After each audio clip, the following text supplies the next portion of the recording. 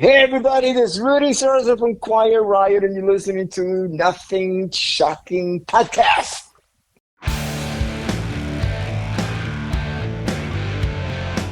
Want to know what's going on in the world of music? Then tune in to the Nothing Shocking Podcast, a non-genre based, all-ages friendly rock and roll program. Join us weekly for interviews with all your favorite rock stars from the mainstream to the underground. You can find us at nothingshocking.libsyn.com or anywhere you download podcasts.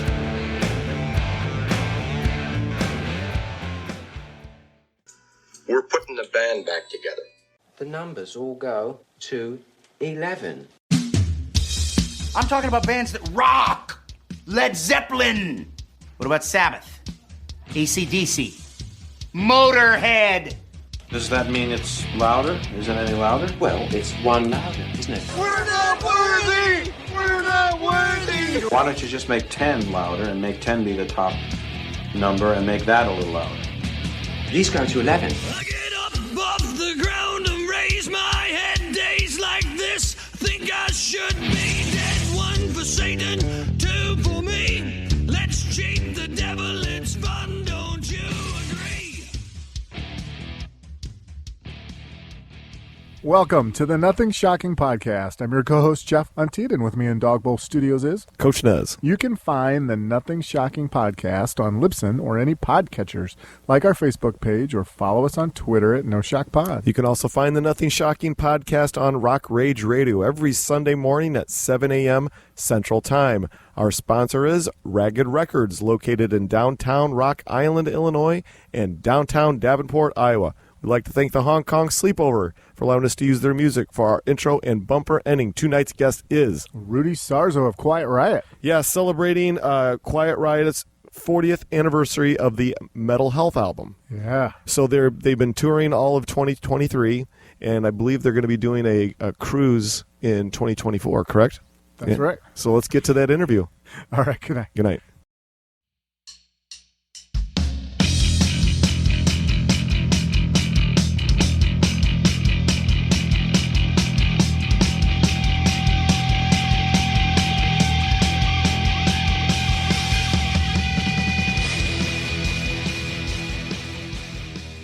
Rudy, welcome to the Nothing Shocking Podcast. I'd like to introduce you, my co-host, Jeff Untied. Rudy, thanks for joining us tonight. Jeff, how you doing? Eric, how you doing? We're so excited. We're so excited to have you. Yeah. Thank you for your willingness to participate.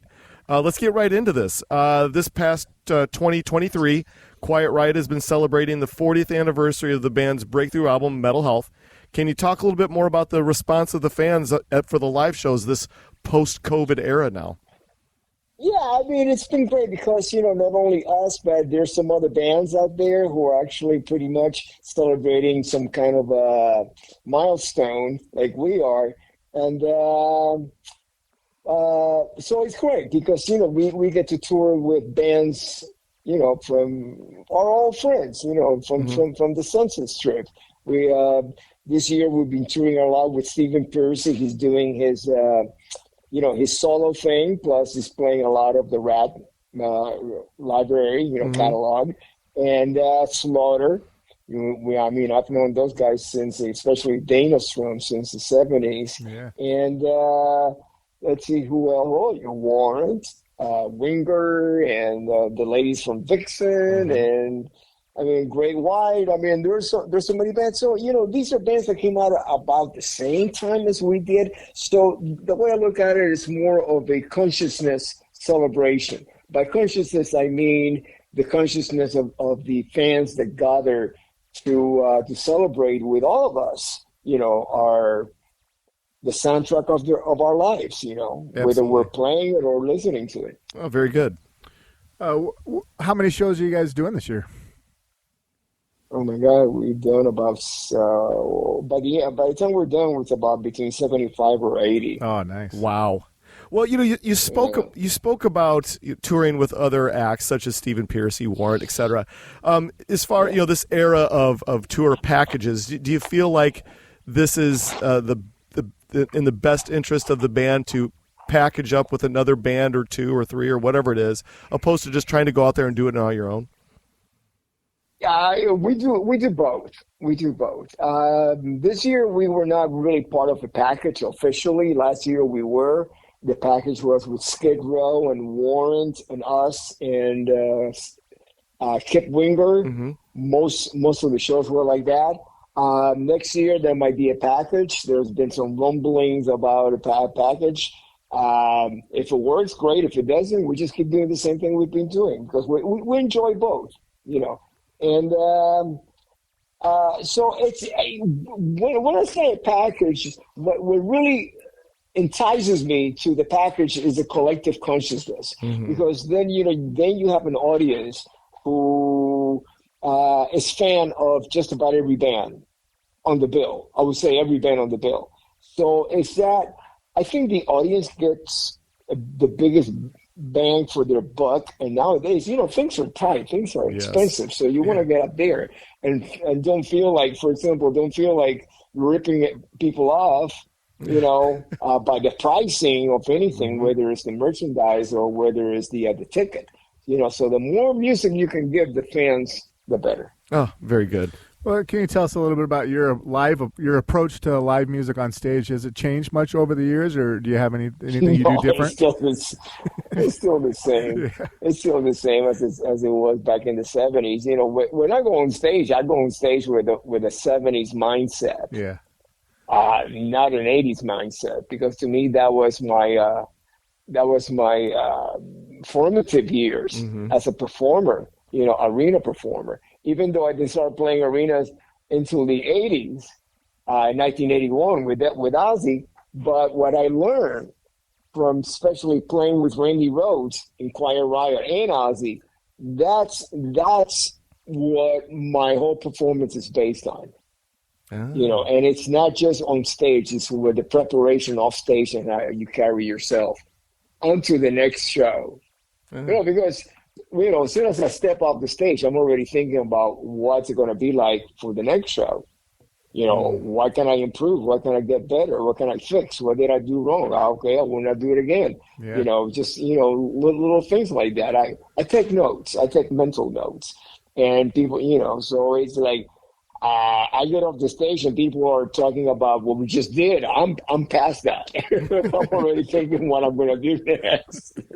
Well, I always wondered that because you watch sports and you watch sports venues and they talk about going back and watching the tape and watching themselves play the games, and not every show is recorded. So I was wondering how artists approach that. Yeah, and when we did the 1987 Whitesnake tour. We went from opening up for Motley Crue to headlining really quickly within about maybe 6 to 8 weeks. And we did not have any pre-production time. When we, our first show, I believe it was Kalamazoo, Michigan in 1987, like around Halloween. And we went from like opening up for Motley to doing that. And it was like, wow, we didn't have time to work, do any pre-production for the lighting, especially. And so what we did is we taped every single show. And every night after our set, we would go back and watch it. We weren't even listening to it. We were just watching for cues. Where could we stand, make sure that the stage is always covered. Like if certain, guitar players go to one side of the stage, then I move over to the other side of the stage to cover that spot so there's no empty stage. Because, most of the people that are in the first 20 rows, that's what they see. They see whatever is in front of them. And if there's nothing, they're getting shortchanged. You want to give them something, Yeah, for sure. As far as playing the Mental Health tracks on the set list for this 40th anniversary, are you guys playing it from front to back? Is playing the entire album? Yeah. No, yeah. It's really... that's an interesting subject, especially, for example, let's say when we went out when the record first came out. And you can't play it in the same sequence as the record is because it doesn't work. I've done that. I have done it with Dio. I went out and I played on the 20th or 25th anniversary of Holy Diver. And it was in the middle of the set. So there was other songs to get the set going. because you need to do that. You need to get the audience into the show, and then about the fifth or sixth song, you announce, now we're going to do, let's say, Holy Diver in its entirety, and you do it in sequence, just like the record. But it's okay because it's in the middle of the set. We're not doing that. We are as a matter of fact, the first two songs are from Mental Health, and they're not in sequence. We do. So what we do is we just put the songs in the best way that it suits and fits within the set list.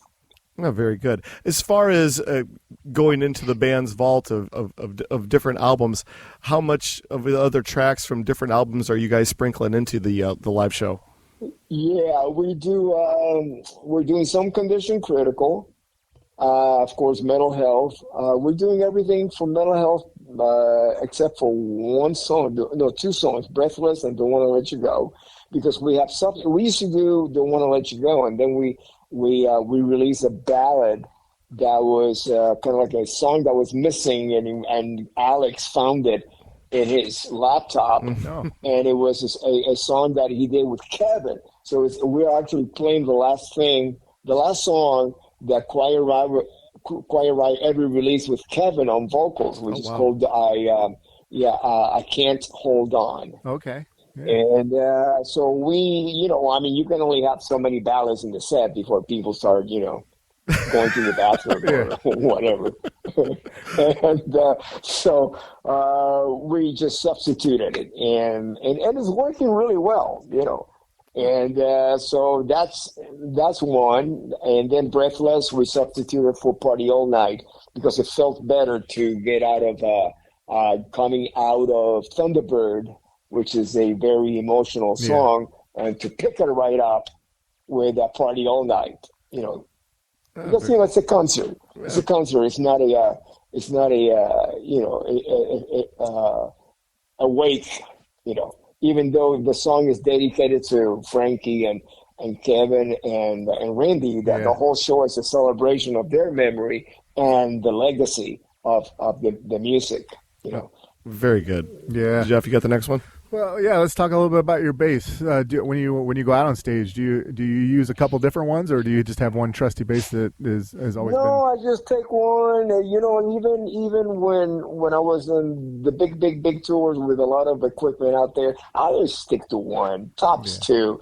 If it's a different tuning, you need a second bass because it's a pain in the ass to be standing there and trying to retune the bass, half a step up or down. And it's like, no, you bring a second one. But we're not doing that with Quiet Riot. It's all stays in the same tuning.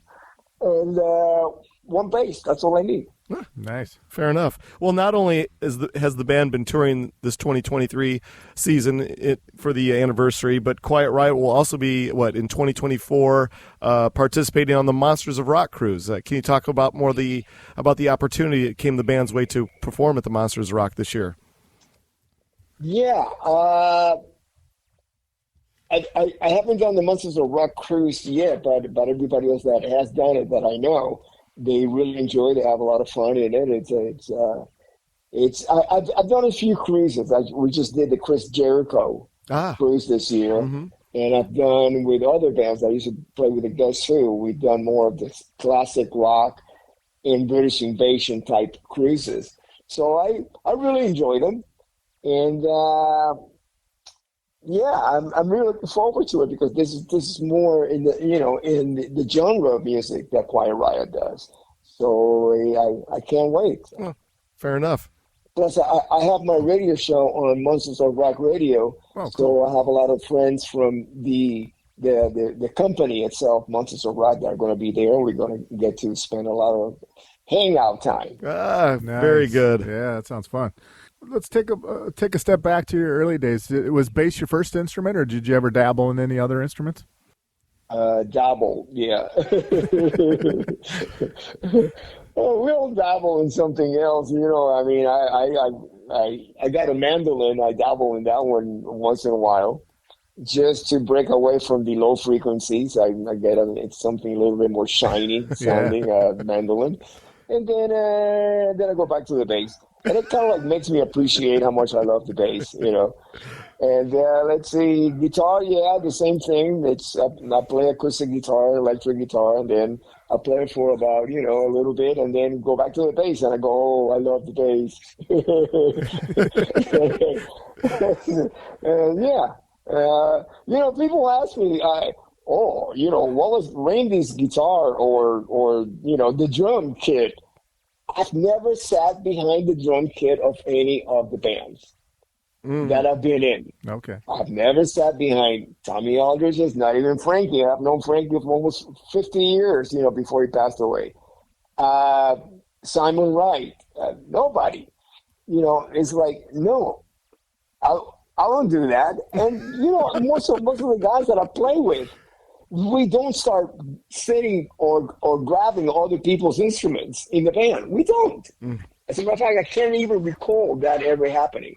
You know, so it's not like Adrian Vandenberg was grabbing Steve Vai's guitar or vice versa, you know, when we were in Whitesnake. No, that doesn't happen. And so the thought of me grabbing Randy Rose's guitar just for the hell of it, I've never did that. So as odd as it might seem, but I guess the people that ask that, they're not in bands. Yeah. They don't understand. You got to respect other people's instruments. You just can go around and grabbing them and playing them, you know. It's like, no, it's not cool, especially when you're in the arena level of touring. No, you don't do that. Well, you know. Outside of the band's anniversary touring, merchandise, commemorative T-shirts are available online. Can you talk a little bit more about where and what other commemorative merchandise is the band offering out there? No, that's it. There's one T-shirt. You can get it online. But outside of that, I have my own merchandise that recently I partner with a company, and our first items, we're doing the Washburn bass, which is my first signature model. It was called the Slammer. It's got stripes, and it's very 80s, very iconic. So we have T-shirts and we have pillows, a very lovely pillow for the sofa or your man cave or girl cave. You know? So it's yeah. So I have that. I mean, my T-shirts are in it's Guitar Nut Tees, Teees, Guitar Nut, like guitar, and then a nut like a crazy person. Tees.com. You can go there and get them there. And I got to tell you, the T-shirts are really soft. I'm really impressed. And so is the pillow. So if you got hemorrhoids, it's a perfect pillow to sit. I do. There you go. Very good. It's a whoopee. Yeah. You can bring it on the plane and sit on it and be comfortable. Very good. Well, you've alluded to a lot of the bands you've played with. You've been very fortunate to play with a lot of really cool bands. Can you talk a little bit about the bass player drummer relationship in some of the bands you've had? Oh yeah. The first time that I even heard of a bass player drummer relationship was when I started playing with Frankie Banali, in 1972. Because before that, I was just playing in party bands, and I was playing in clubs, but. There wasn't. I was just listening to records and listening to the bass player. I wasn't really paying attention about the relationship of bass players and drummers on records, because a lot of the material was very orchestrated. So the bass player did not necessarily play exactly what the drummer played. But once we started getting into an era of a little bit more progressive and more like, let's say, Led Zeppelin. There was a lot of in sync of the drummers and the bass player playing together, and to me that was kind of like the birth of the rhythm section as far as the drummers and bass. And but it was a different approach. Like if you listen to a lot of Beatles, McCartney's not playing exactly what Ringo is playing, or even The Who. Keith Moon doesn't play anything, or Entwistle does not follow or whatever keyboard's playing. But it's orchestrated. It fills it up. Cream did the same thing. Jack Bruce played something, and so did what's his name? Ginger Baker. I forgot his name. Ginger Baker. Yeah. Thank you so much. Yeah, absolutely. Well, I wanted to take this another direction on you. In 2008, you were one of the many guest bass players on Marcus Grosskopf's Bass Invaders project. It was an interesting project that included no traditional guitar work. Can you talk about your involvement on the Bass Invaders album? It's going to be a very short conversation. It was just they gave me like 8 measures and they asked me to play a solo, and I did. I would have probably played something completely different. That was like 10, 15 years ago. Today Yes. I would probably play something very different to what I play, but there it is. And that's it. There's nothing else to it, huh? There's nothing else to it. Oh, fair enough. I do many projects like that. I do so many, and they all evolve. As I evolve, my equipment evolves, and my whole process of recording on my own, and I learn from each one of them what to do, what not to do next. Well, Fair enough. I know we were talking to, I can't remember who we were talking to, but I was asking him about the Queen's Dragon Attack tribute album where like there's all kinds of, I think you're on there on a couple of 3 tracks or something like that, and there's a bunch of artists get together and do them, and then you find out as a fan later that they didn't even record together. Everybody just mailed their tracks. Oh no. Yeah. No. I mean, there's different ways of doing it. One of them is doing it. You're still not doing it together, but you're doing it in the same studio with the same producer. And the producer always has the vision and the final say. And then there's the ones that I do a lot, which is I just do it by myself. I don't even know where the people that are sending me the tapes, who they are. They just send me, not tapes, tracks. Yeah. They send me some stems of tracks, and then I record my part. Then I just send back my part. And then about a year later, I get, oh, by the way, this record that you played on, do you want to hear it? Oh, yeah, I forgot about it. You just move on with life, because the way I look at it, it satisfies my creative. Yeah.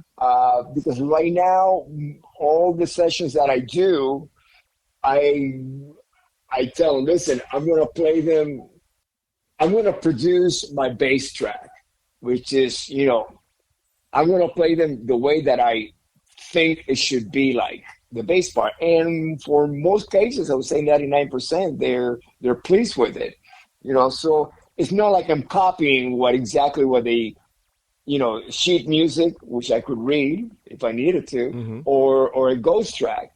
Sometimes I get a ghost track, so I know, okay, here's going to be, some 8 notes following the other guitars. Here's going to be this and that. But ghost tracks are very cut and paste, and I never do that. I always have.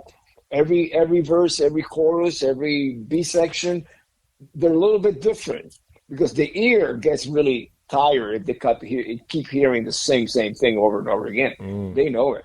Oh, they are cut and paste because he played exactly the same thing here as he did over there. No, you have to keep it. It has to be an organic musical growth within the song. The song has to go somewhere. So, a lot of the times I get the cue from like the vocalist. If he's really, really good, he will be dynamic in his performance, and there will be certain places that is going emotionally. So, okay, I'm going to follow this, and then, then fill in with everything else. Then I look at what's the guitar player doing? What was the drummer doing? But I take a lot of the cues from the emotion of the singer. Yeah. Very good. Well, out of all the bands that you've been in, I saw you once in Blue, and that was in Blue Oyster Cult. I don't know, quite a while ago. Can you talk a little bit about your time in Blue Oyster Cult and that relationship that you had with Buck Dharma and Eric Bloom? Yeah, I mean, it's been interesting in my career that I got to play some of the bands that I've been a fan of since I was a kid. And it's not like I'm way younger than Eric or Buck Dharma. No, it's just that they started much younger than I did. I started as recording artist. But they were part of the soundtrack of my life. Right before I came back with Quiet Riot, I was playing with the Guess Who, which is also a major part of the soundtrack of my life. And these are songs that I actually did get to play with back in my party band days, or any of that. So I am not alien to the music, because not only did I listen to it, but in a lot of cases I used to play the music. So getting to play with the real guys, it just gives me more of a realistic reference to how they created it. I get to ask them questions, and it's usually very, very interesting stories behind them. Behind the music. Yeah. Very good. Outside of your contributions into the rock and roll community over the years, you've been an active dog rescuer. Can you talk a little bit more about the pet organizations that you have been working with over the years? Yeah, I'm really agnostic when it comes to any organization. I support them all. I have done some charity events for particular ones, but I am not a member of a rescue organization per se. I'm not. I got friends who are, and I mean, it's a for example, Linda Blair. She gave up acting to open up a rescue. And it's and that's what she does, and she'll do certain appearances just to fund the rescue. And if anytime that there's natural disasters like during Katrina, she went all the way to Texas and a little bit of western Louisiana to rescue animals and bring them back to her shelter. And these people are really getting their hands dirty in the rescue. Me, what I do is I create awareness. Anytime that I go on social media, I share what comes through my feed. I share, animals that are available for fostering or rescue. Well, you're a man after our hearts, because we're both rescuers. I've rescued 3 times. Jeff, you've rescued, I think, 3 times as well. Yeah, 4 times. Wow. Yeah, so we're totally with you on that. But we're coming down out of our allotted time here. I have one last question for you, and then we'll leave you alone for the evening. Sound good? Yeah. All right. Well, this is the toughest one. I asked this to all of our guests. The mystery of rock and roll, with the dawning of the internet and all the different social medias, we no longer have that mystery anymore that Kiss had, or Queen had, or Zeppelin had, or anything like that. And you were a big part of that movement during the 80s, where there was a big mystery of rock and roll. But for you as the artist and the fan, what do you prefer? This new age of accessibility? Because if we didn't have the internet, we wouldn't be doing this with you. Or do you miss that mystique of rock and roll? That's a really good question, because it made me realize that I might miss the mystique of rock and roll, but now because of technology and there's so much information available, I can actually take advantage of that to become a better musician and a better spiritual being, because there's a lot of more information about that. And also it's opened up the doors that there's other deeper mysteries about as to why we're here than just rock and roll. Well, fair enough. The not only mysteries, but it's the universe. I don't know if any of you ever studied quantum physics. It's waves and particles. Everything else is just a hologram. Oh, very good. Well, we're out of our allotted time for the evening. Is there anything that we left off tonight that you would like to plug or promote? No, I think you cover it too, because I wasn't even planning about talking about the merchandise. Oh yeah, and there's another company. I have another shirt, and I have the book. Yep. Off the Rails, And that I wrote that for Randy Rhoads. Mm-hmm. You know, people to answer the number one question I get asked, what was it like to play with Randy Rhoads? Mm-hmm. And there it is. And I was, let's see, what else? No, that's about it. Oh yeah, ChromaCast. It's another place that has some of my shirts in there, and merchandise, and my acoustic signature bass, and Sawtooth, ChromaCast. Oh, very good. Yeah. Well, this is how things are going to. This is how we're going to work out. We're about 2 weeks behind on our episodes. Once Jeff, the editing wizard over here, gets it all cleaned up, we'll send it to you immediately. And please share it wherever you possibly can. Okay. Very fantastic. good. Looking forward to it. Really enjoyed it. Thank you so much. Rudy, thank you so much. Thank you. It was an honor. Thank you. All right. God bless you. I'll be in Thank touch you so with much. 2 weeks. Thank you so much. Okay. Bye-bye. You got it. Bye-bye.